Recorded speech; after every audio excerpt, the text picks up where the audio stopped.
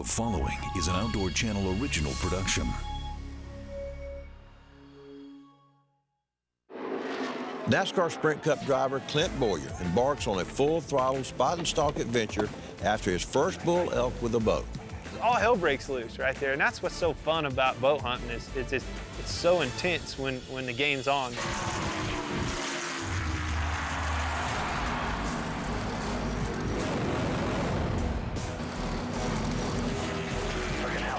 Outside the 47, wind one groove higher than you. Realtree's NASCAR Outdoors, presented by Chevy Silverado, the fastest growing full-size pickup brand of 2015.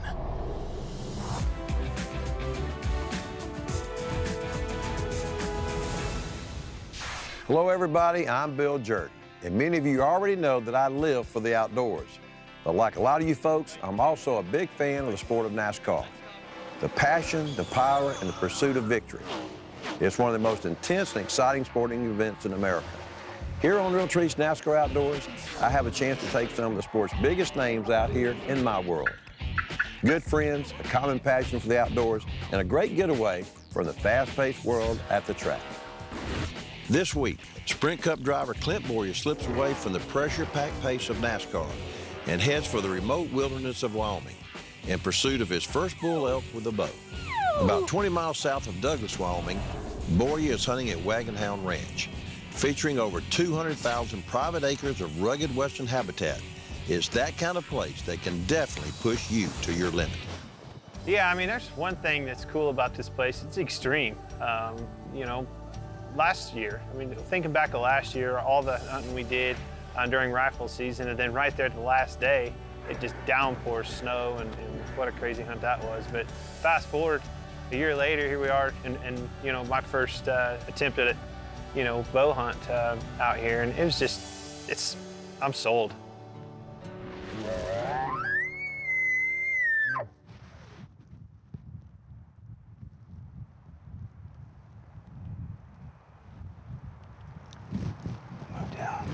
It's just fun to go with somebody that is that into it and that excited, and especially someone that does what he does, where, I mean, it's an adrenaline rush every week, and to see him come out and be so excited to go bow hunting, it's kind of makes your job easy to get up in the morning and want to go. Our first morning, here it is. It's cold and rainy, pretty much terrible conditions. We'd been hit with some rain in the last few weeks, and sure enough, Clint shows up and it's rainy. It's pretty miserable. We got out and, we gave it a good shot. We heard some bulls bugling and kind of climbed up the mountain and got into some elk right away.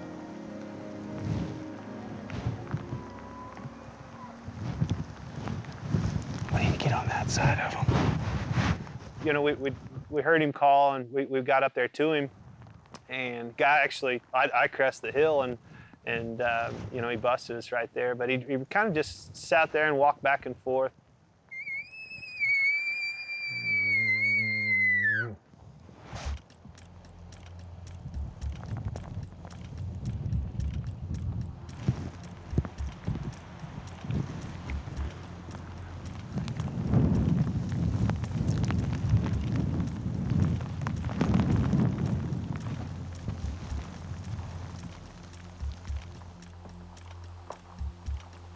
I didn't shoot the first one. I see you guys make fun of me. I don't want to be that guy. Right there, right off the bat, the first morning, definitely got your blood flowing and got you pumped up for the hunt. I think the dark horn one was pretty big. Oh, was there two? There was three. Well, three. We saw these off tank right there at the end. Well, there's one. There's a dark horn one that had pretty good character to it. And then there was a light horn one that was cleaned up pretty good on top, had real good tops on it. You saw you walking across here? No. Because I can see that cows are laying right up here. They came down with that big one. They went down there and I lost them. He's exactly where I'd be. With the ladies. You work your ass off. There's no doubt about it. A lot of hiking, a lot of walking, especially with Dax. He's part mule, pretty sure.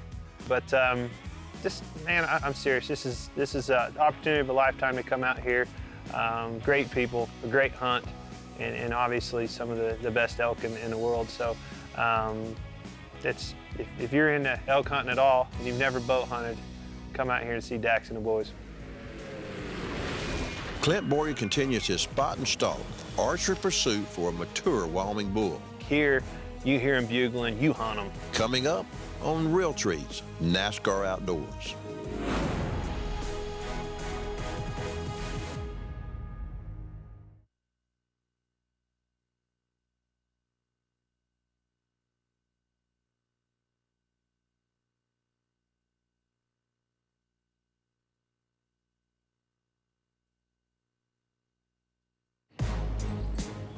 Realtree's NASCAR Outdoors is brought to you by the most dependable, longest-lasting Chevy Silverado.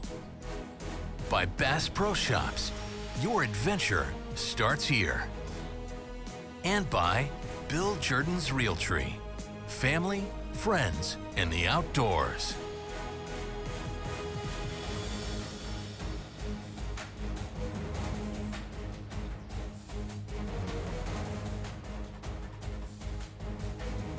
NASCAR Sprint Cup driver Clint Bowyer continues his chase for his first bull elk with a bow from Wyoming's Wagonhound Ranch.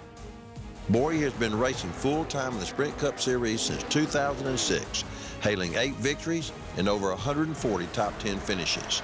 This season, the 35-year-old Kansas native charges once more for the championship. But here in the hills of Wyoming, Clint pursues a distinctly different, lifelong passion for the outdoors. You gotta meet it this time. Right. Can you try a little harder? Yeah. You didn't do too good this week. No. You told me I was talking Japanese to him. Yeah, I mean, you definitely weren't speaking elk. Got a good nap on him. Elkanese, let's think. A game now. Elkanese. I think confidence was lacking a little bit on my guide's side. I have no idea why. Hey, has anybody seen the bow? The bow? I think I left it back at camp. When he probably looked at me, first 2 seconds he looked at me, he realized that he was in for a long hunt of a lot of missed approaches and probably nothing killed. We have backup tonight, just in case he fails. And if he fails, his phone actually sets off an elk call. So these are some bugling machines right here. Yep. You know, weather broke and it was a nice evening. You know, just kind of cool. Had some rain that day and we climbed up the mountain and heard some elk bugling, so we kind of moved in there and started calling and set up. And there was a bunch of elk above us.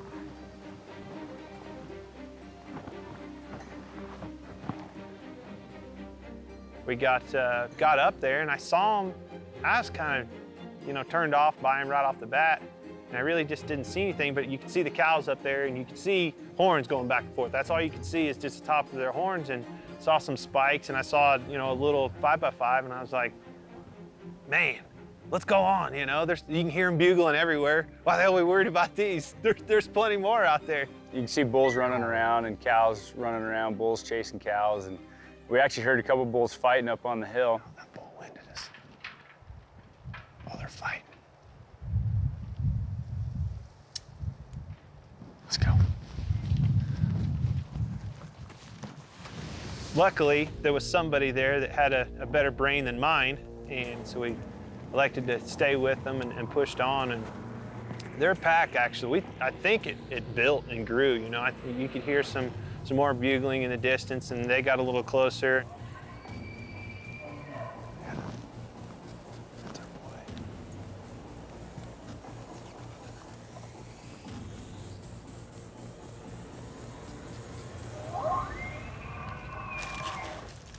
We just kept pushing them, you know, down the mountain and around the bend there.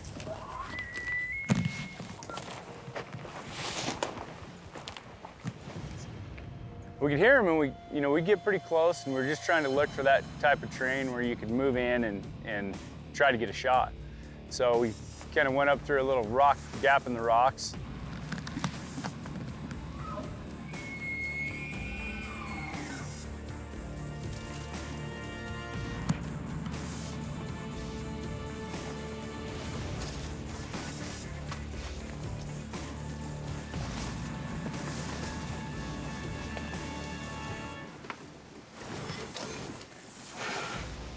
before you know it, we come up over the hill, and that little spike that I thought was a spike was way bigger. It was him.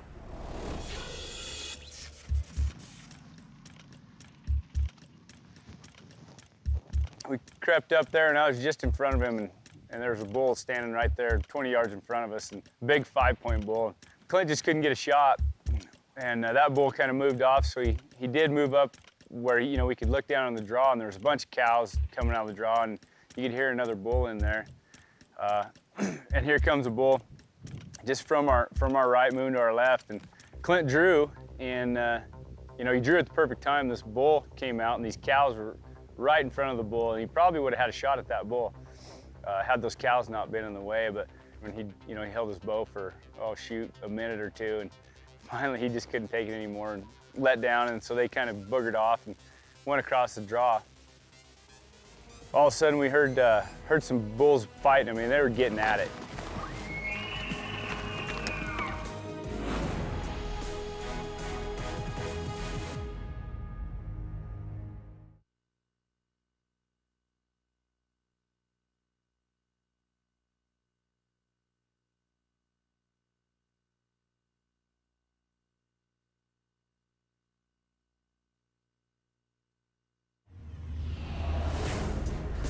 After a couple of close calls on his pursuit for mature Wyoming bull, Clint Bowyer and his guide Dax, here's some bulls fighting late in the day. For those of you who have bow hunting, 2 fighting bulls can offer the perfect distraction for a good spot and stalk. Unfortunately, time is running out. We decided just to run after him, and we had nothing to walk through but wide open, and we walked straight through the open, and these bulls, you know, the whole way along, we just watched them fight and push each other around. Holy cow, that was my first time. You know, I've seen whitetail fight, and it's incredible, but to see them big animals, like, I mean, he was shoving him clear across, you know, 80 yards across the field, back and forth. They were getting it on. My guy, I think I was so excited that my brain quit, because he was having to tell me, move up, stop, move up, stop. And you know, we kind of creep up, and they'd kind of look a little bit, and then get back to beating and banging, and you know, it's just all hell breaks loose right there. And that's what's so fun about bow hunting, is it's so intense when the game's on. You know, when that thing shows up, and it's time to shine or go back home with your tail between your legs. I mean, it's intense. All the while, you know, they're completely oblivious to, you know, their surroundings, so we got up on them pretty good.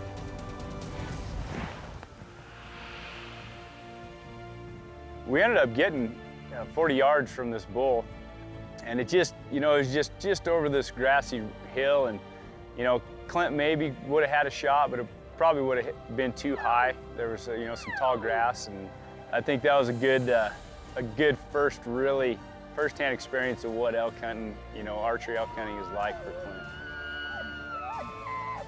You know, you got to be humbled a little bit, and you know, you got to realize it's hunting. And that's when I realized, hey, you know, it's hard. You know, trying to get one in 20, 30, 40 yards in where you can have a bow, you know, shot is you know, extremely difficult. It takes a lot of hard work, a lot of, you know, good calling with the, you know, the guides and having the experience they had. I mean, there's no way in hell in a million years, if I was out there by myself, I could kill an elk with a bow. No way. That was badass in their fight. They get after it. Why'd you have to yell at me? I don't know. I got excited. I think I did too. I was still tired from holding the bow for 38 minutes back there. Man, I tell you, they were both good balls, and I was like, that 5x5 is wide. I know. That turned you on, didn't it? Clint grew up in Emporia, Kansas, and always used to whitetail hunt.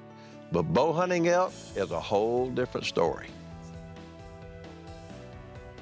It is a lot different than whitetail hunting, because you're just not sitting in a tree stand waiting, you know, for that lucky day when he walks by you, makes a mistake. Here, you hear him bugling, you hunt him. I mean, you walk, and walk, and walk, and finally, you know, get your opportunity, and that doesn't guarantee anything. That just, you know where he's at. you know, he's an old animal for a reason because he's pretty cagey, and you know, he's making some dumb decisions right here in rut time, but nonetheless, you know, he's pretty aware of his surroundings. So, you know, just the emotions of knowing, you know, there he is. I know he's close. I know he's close. Then you get there and he might not be big enough, or you know, you can't get him close enough. Dang, walking 5,000 miles back and forth, up and down. Not really down, was it? There was no downs. It was back and forth and up.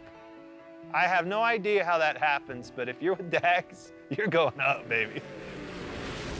With time running out, Clint kicks into high gear on his pursuit for a mature bull.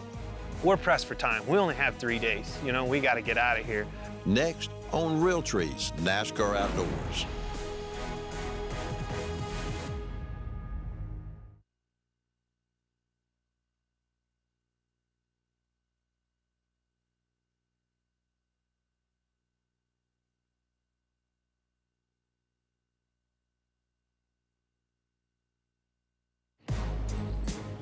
Realtree's NASCAR Outdoors is brought to you by the most dependable, longest-lasting Chevy Silverado. By Bass Pro Shops, your adventure starts here. And by Bill Jordan's Realtree, family, friends, and the outdoors.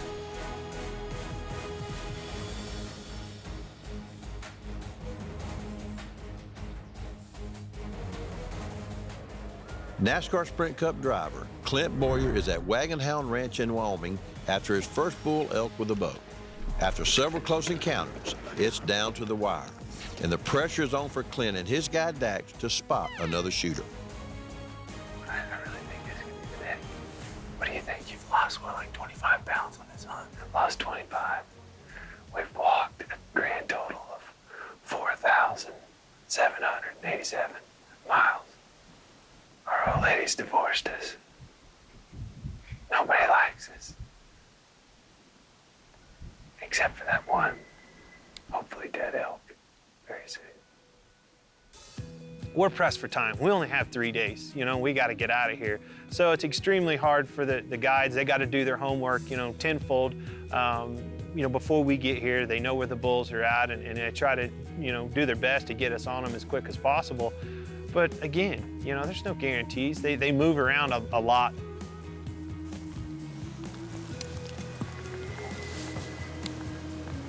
He's coming. When we finally, you know, heard a bull that we kind of locked onto, and again, you know, how do you choose that one? We hear one to the right, you hear one up on the top. That big one I was talking about was over to the left, and then there was 2 or 3 behind you. I mean, there's options everywhere. Take your pick, which way you want to go. We went up and followed that one up through that draw, and it was, you know, you gotta get close to him, you'd hear him, and then he'd go away for a while, and you could, you know, we were being pretty loud, bouncing up through there, and, you know, got close to him a couple times, never really could see him.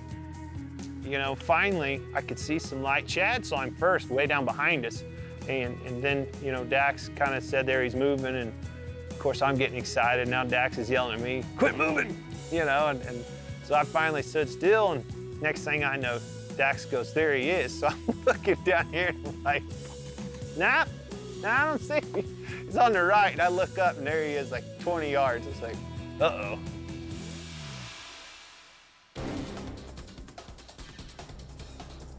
He finally turned and went up about 40 yards and kind of turned 3/4 broadside to me.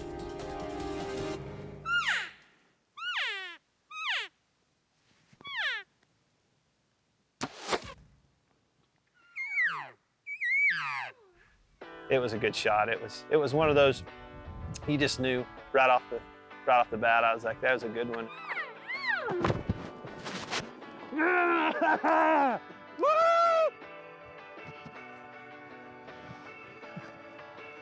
Of course, then Dax goes up there and we don't find any blood. He's like, are you sure you got him? Well, I'm pretty sure. Didn't you see it? Nobody saw me shoot it. So I was a little bit bummed out that I possibly had missed this bull again. We found that blood, and that was when it got exciting.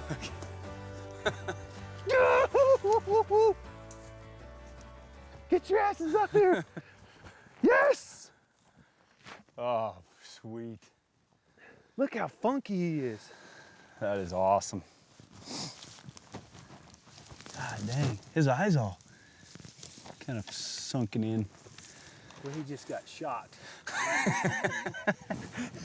I think he must have been blind for you to hit him. He must be deaf. As much noise as we made. Oh. We damn sure have had some fun though, ain't we? Oh, jeez. That was awesome. Yeah!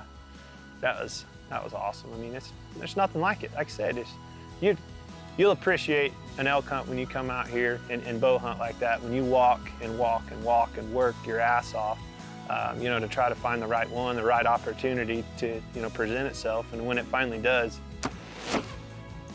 it's a huge relief and you know, something you'll never forget. Hey, by the way, if you ever bear hug a guide, make sure he don't roll over on top of you if he's the size of him. Yeah, I was like, yeah. I probably sound like an elk bugle.